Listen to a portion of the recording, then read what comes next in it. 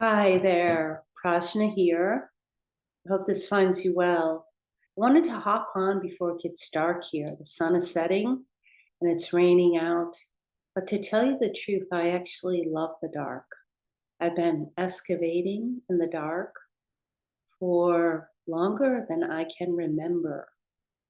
So much that I've come to love the dark, to be able to see in the dark, to feel the deliciousness of being absorbed in darkness. And this is very counter, maybe even counterintuitive to the traditional spiritual path that is often held up as the one to follow, to travel the light, to follow the light, to be the light, all of the light that you can be. And this worked for me for quite some time. However, when you are only looking in the light, you are having the smallest view of yourself. You are seeing the least amount of who you actually are. So, if we want to live a deep soul life, if we want to encounter and be empowered by the feminine archetypes that are available to all of us that live in the deep soul life of a woman, that actually are born to all of us and are held from the original seed that is placed at in the pelvis of a woman's body, of the earth body, not separate. And we all are born out of the pelvis of a woman.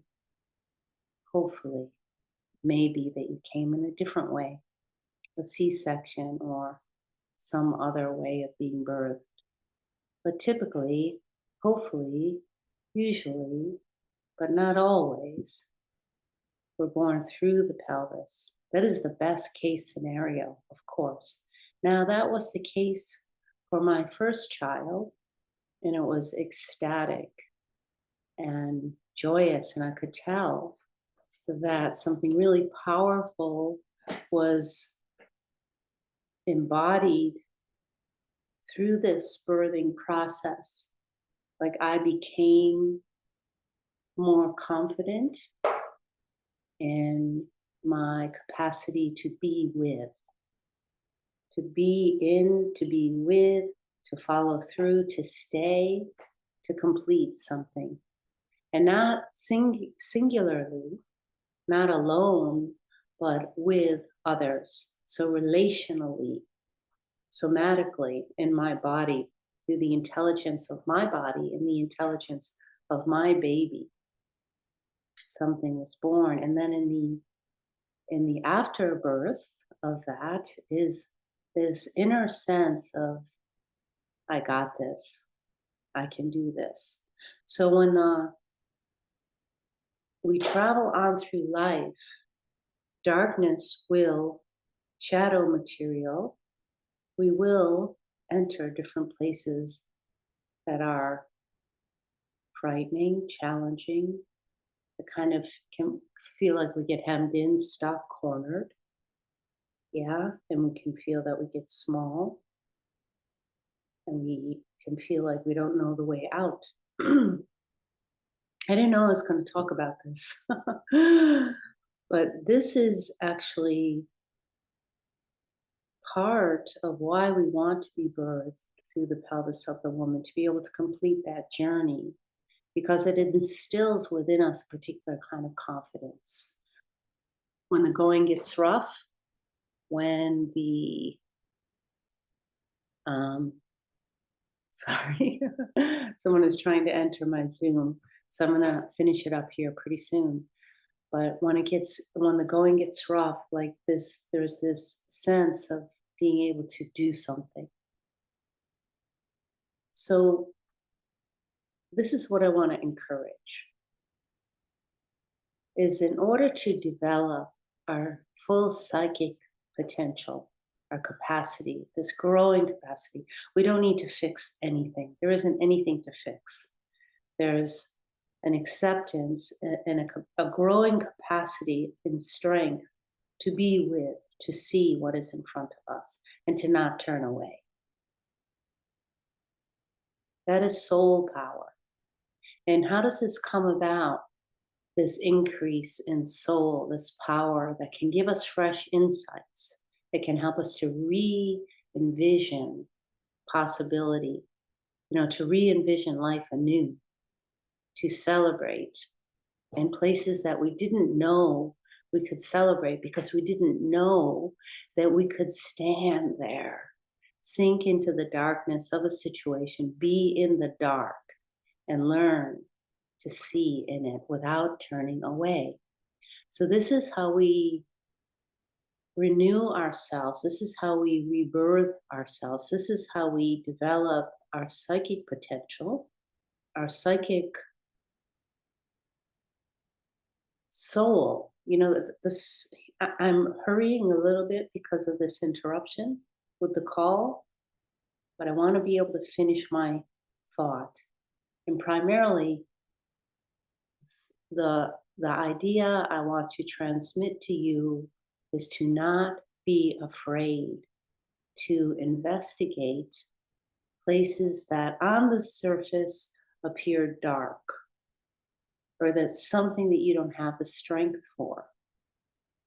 Call upon your guides, listen to your dreams, say a prayer for yourself, give thanks to be able to live in balance. Like whenever we step into darkness and we kind of leave these spiritual ideals behind of only the light, we are endeavoring to live in balance because there's always both.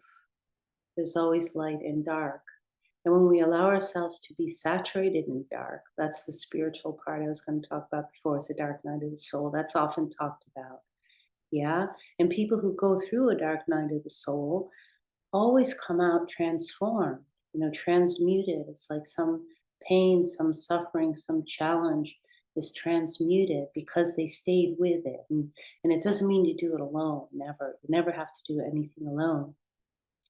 So if this is the message, if we only stand where there is light, we are missing the full view of who we are.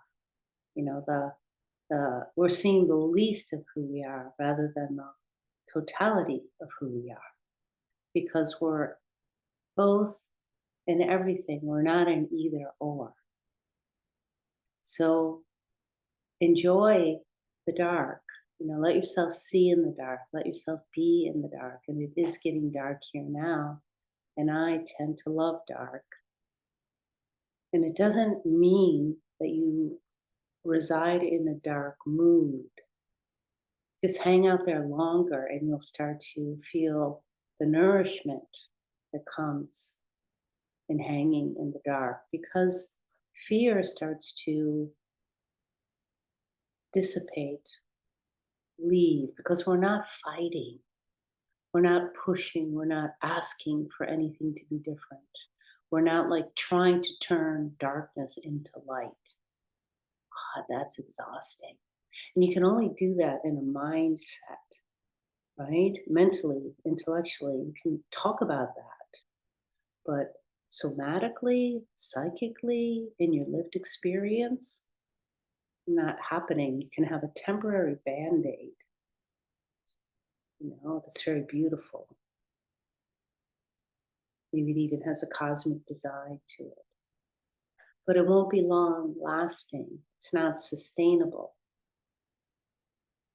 But walking in the dark is. So I will be on again, hopefully next week. And thank you for subscribing. Thank you for tuning in. And enjoy. Enjoy whatever